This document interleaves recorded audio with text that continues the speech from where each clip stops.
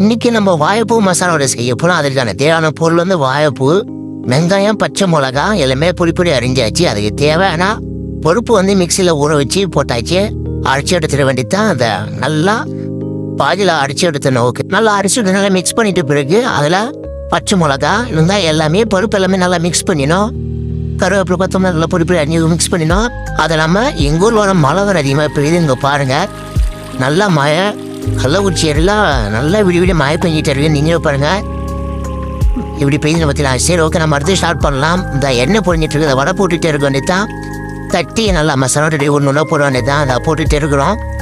ஏன்னா குளிருக்கு இதமாக இருக்குது, அதிகமாக செய்ய வேண்டிய நிறைய வேலைகள் இருக்குது. அது இல்லாமல் இன்றைக்கி அமாவாசை வேறு, நிறைய விஷயம் செய்யணும். அதனால் பருப்பட ஆரம்பித்தாச்சு. அதை வெந்துட்டு இருக்கு. அப்படி திருப்பி போட வேண்டியது ஒன்றுன்னா இல்லை பாதி வேக்கடை வந்துடுச்சு. அடுத்து திருப்பி போடணும். ஒன்றுன்னா இந்த 5-6 வரை போட்டிருக்கோம்.